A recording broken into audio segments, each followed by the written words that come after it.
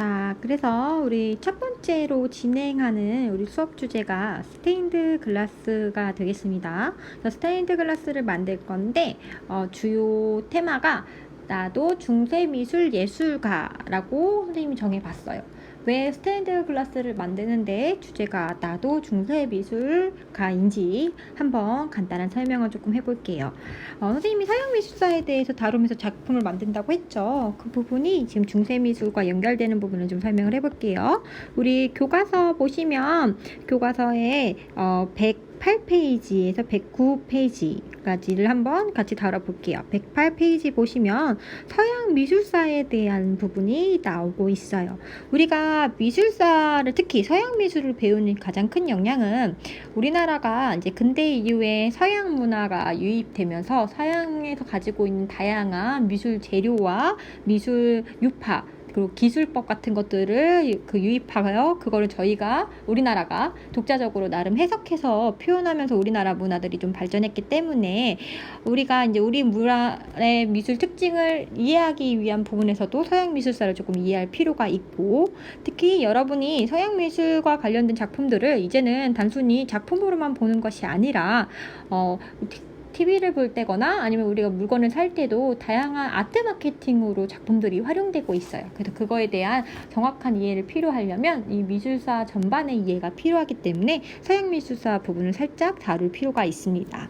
그래서 여기 보시면 시대 순으로 쭉 정리되어 있는데 여기 같이 한번 볼게요. 서양 미술은 역사에 큰 비중을 차지하며 오늘 우리나라나 다양한 영향을 미치고 있는데 시대에 따라서 이렇게 어떻게 되고 있는지 볼게요. 선사시대에는 여러분이 잘 알고 있는 것처럼 우리가 이제 수렵 생활을 하고 있던 시기잖아요. 그 시기이기 때문에 사실 미술이라고 생각하는 여러분이 생각하는 그 작품의 의미가 이때랑은 좀 많이 달라요. 여기 보면은 이렇게 벽화로 표현이 되어 있죠. 당시에는 이거를 보고 뭔가 나에게 감정을 표현하고 나만의 뭔가의 작품을 나타내기 위한 그런 의미라기보다는 주술적인 목적, 즉 내가 황소를 좀 오늘 내일은 좀 여러 마리를 잡아서 우리 가족들이 조금 배불리 먹었으면 좋겠다. 그런 의미로서 황소 잡게 해주세요. 혹은 황소 잡을 때 우리가 죽지 않고 안전하게 잡게 해주세요. 이런 주술적인 목적에서 그림으로 이렇게 그려서 표현했던 게 당시 기록이 남아 있고요. 이런 벽화 말고도 여기 보면은 빌렌도르프의 비너스 보이시죠? 조각 작품인데 이 작품 같은 경우에도 우리가 알고 있는 비너스의 느낌과는 좀 다르죠. 비너스면 뭔가 되게 날씬하고 아름다울 것 같은데 여기 조각상을 보시면 그런 아름다움과는 조금 거리가 있잖아요. 여기서 왜 우리가 생각하는 아름다움과 거리가 있는데도 이게 비너스인지는 이때 당시에 사람들의 생각을 조금 이해할 필요가 있겠죠. 이때 당시에서 가장 중요한 건 우리 사람이 아이를 많이 낳고 아이를 많이 낳아야지 또 여러 가지 수협 활동을 하고 그리고 먹고 살 수 있는 부분들이 있기 때문에 이때 당시에 가장 아름다운 여성이라는 건 아이를 잘 키우고 잘 낳을 수 있는 게 가장 아름다움이겠죠. 그래서 말 그대로 이런 생식 같은 기능이 가장 이렇게 두드러진 가슴이 크고 그리고 엉덩이가 큰 그런 여자가 가장 아름다움이었기 때문에 그때 당시에 아름다운 여성인 비너스를 위의 여신을 이렇게 표현이 되어 있는 걸 볼 수 있어요. 선사시대에는 이렇게 주술적인 부분에 대해서만 이렇게 작품들이 있다면 이제 고대 시기에 좀 넘어오면서 이집트 같은 경우도 좀 주술적인 부분도 있지만 파라오의 이 왕의 영혼 불명의 부분들과 그리고 이제 죽어서도 죽는 것이 아니라 죽음 이후의 삶이 있다고 믿었기 때문에 그래서 이제 그 무덤과 관련된 다양한 작품들 그리고 다양한 예술품들이 남아 있는데요. 이때 보시면은 우리가 좀 잘 알고 있는 이집트의 그림 스타일이 이런 느낌들이잖아요. 보시면 옆모습에 보이고 있는데 또 다리랑 눈과 이런 것들이 또 어깨는 정면을 보고 있고 눈도 정면을 보는데 팔다리는 또 옆면이고 그렇게 표현이 돼 있어서 뭔가 되게 부자연스럽게 표현이 되어 있어요. 근데 그 이유가 있어요. 일부러 부자연스럽게 표현한 거예요. 왜냐?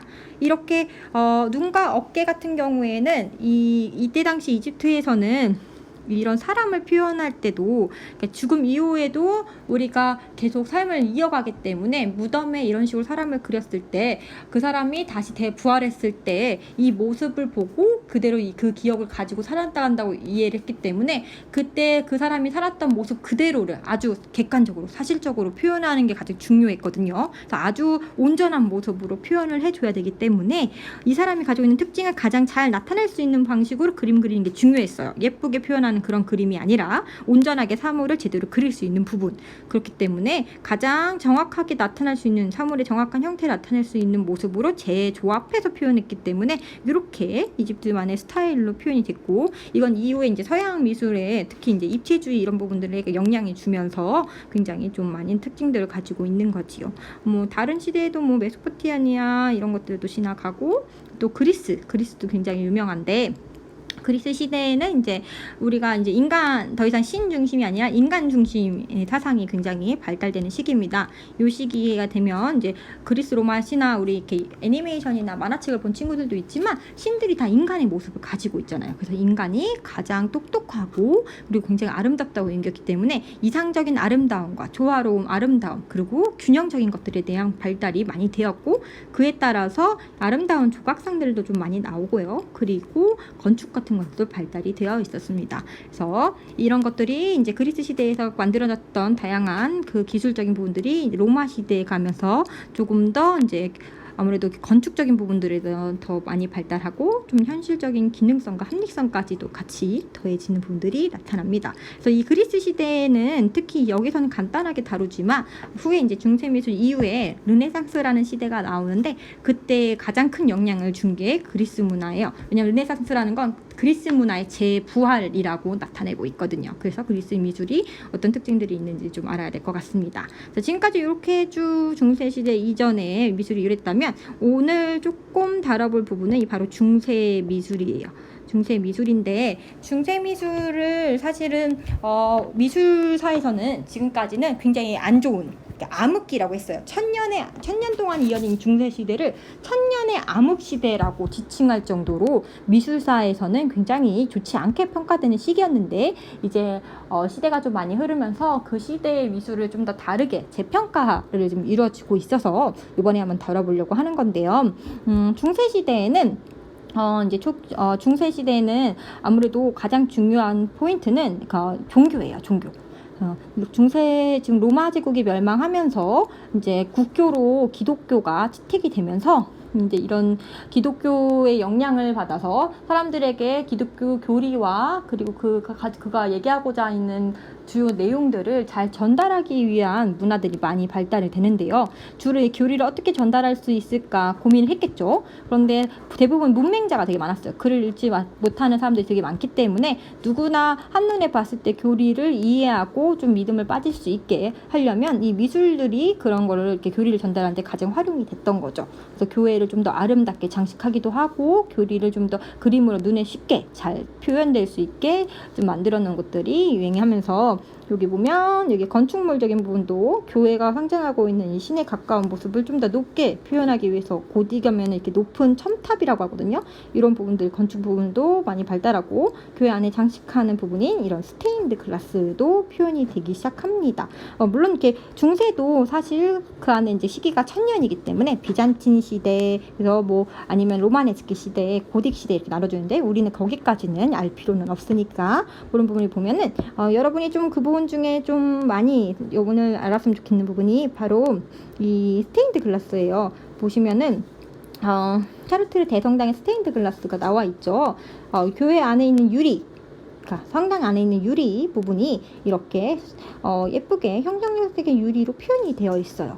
내용은 당연히 그 이단 당시에는 기독교 교리를 나타내기 위해서 교리를 설명하고 있는 장면들이죠. 그래서 생형색색의 이 아름다운 유리와 그리고 또 이게 빛이 바라면서 빛에 따라서 이 색이 좀 바뀌면서 사람들에게 이 공간에 딱 들어가는 순간 여긴 굉장히 웅장하면서도 뭔가 화려하고 장대하게 느껴지면서 뭔가 또 신앙심에 조금 더 빠질 수 있는 부분들로 설명이 된다는 부분에서 이 중세 미술에서 사실 미술의 가장 좀 눈여겨봐야 되는 게 스테인드 글라스랑 이 건축물들이에요. 그래서 여러분이 여기까지 중세 미술의 특징으로 이해해 주시면 되겠습니다. 자, 중세시대에 스테인드 글라스가 유명하게 유행했다고 설명을 했는데요. 그러면 사례들을 조금 볼 필요가 있겠죠. 그러려면 먼저 여러분이 스테인드 글라스가 도대체 무슨 의미인지 한번 좀 정리도 할 필요가 있습니다. 스테인드 글라스는 유리에다 색을 입혀서 모자이크 형식으로 이렇게 다다다다 붙인 걸 스테인드 글라스라고 합니다. 이제 중세시대에는 아무래도 종교적인 부분을 조금 더 신앙심을 높이기 위한 다양한 것들이 발전했는데 그 중에 건축 부분도 굉장히 발전했다고 했잖아요. 그래서 고딩 양식이라고 해서 높은 첨탑 형식으로 건축 기술이 발달했는데 그래서 점점점 벽이 두껍지 않고 얇은 벽에다가 다양하게 큰 유리를 조금 만들 수 있게 기술들이 발전했어요. 그래서 이 큰 유리들을 아름답게 꾸미고 특히 이제 그 유리 큰 면에서 이 생생하고 뭔가 아름답게 꾸며져 있는 이 색깔이 있는 유리들이 빛에 비치면서 그 성당을 들어오는 사람들로 하여금 뭔가 신성한 느낌이 들게끔 큰 효과를 봤던 게 바로 이 스테인드 글라스입니다. 그래서 위치에 따라서 여기 지금 동그란 형태 보이시죠? 동그란 형태 이제 장미창이라고 또 따로 세부 건축 명칭이 있는데 이 장미창에도 이렇게 하나하나 교리의 부분들이 다 이렇게 소개할 수 있는 형식으로 되어 있습니다. 그래서 이런 다양한 사례들이 있어요. 그래서 이런 작품들을 우리가 한번 만들 건데 우리가 직접 유리창에다가 이렇게 생유리를 부어서 붙이면 좋겠지만 그럴 수가 없으니까 우리는 이제 종이와 그리고 우리가 가지고 있는 색상 그 셀로판지를 활용해서 좀 만들어 볼 거예요. 그래서 셀로판지에다가 여기 보시면 여기 르베르아트코처럼 여기 보면 검은색 부분들 스테인드 글라스의 가장 큰 특징이 검은색의 이 틀 부분과 색 부분이니까 이 검은색 틀 부분을 검은 색상지로 우리가 미리 칼로 잘라서 투각해가지고 테두리를 만들 거고 거기에 이제 생유리 부분을 셀로판지로 만들 겁니다. 그래서 여러분이 주제를 가지고 먼저 스케치를 할 거고 스케치가 끝나면 요거를 자른 다음에 색상지를 붙이는 과정으로 조금 진행을 해 볼게요. 그러면 우리 수행평가에도 들어가는 스테인드 글라스를 어떻게 제작하는지 전체적으로 제작 방법에 대해서 먼저 설명을 할게요.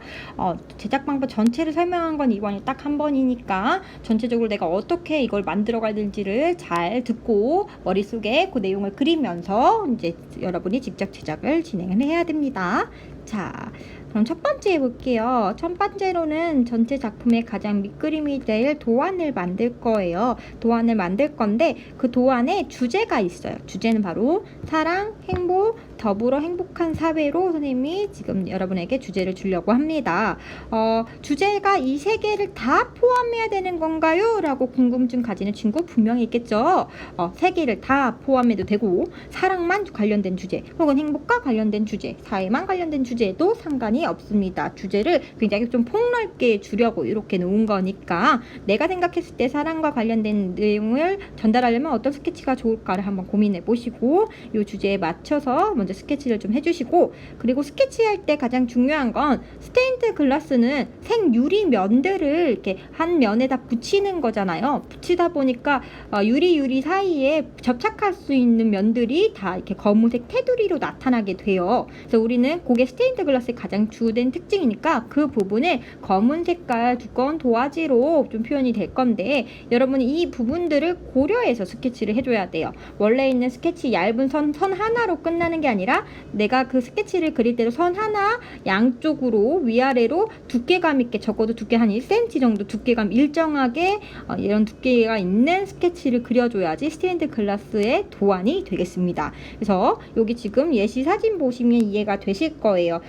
약간 기하학적으로 추상적으로 표현된 도안인 건데요. 인터넷에 가져왔는데 나무랑 이파리인 것 같아요. 근데 이파리 면에 선이 하나로만 돼 있는 게 아니라 인맥선 하나에 위아래 이렇게 되게 두껍게 한 1cm의 검은색 두께의 테두리들이 보이죠. 이런 식으로 이 테두리 면들을 꼭 만들어줘야지 스테인드 글라스를 만들 수 있어요. 나중에 이 부분에 셀로판지를 붙이는 부착면들이 될 겁니다.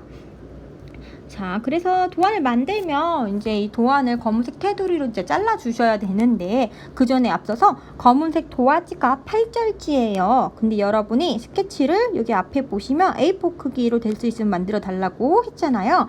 A4 용지의 이 스케치와 검은색 도화지 8절지 크기를 맞추기 위해서 검은색 도화지 크기를 A4 용지 크기에 맞춰서 잘라주는 작업을 먼저 할 겁니다.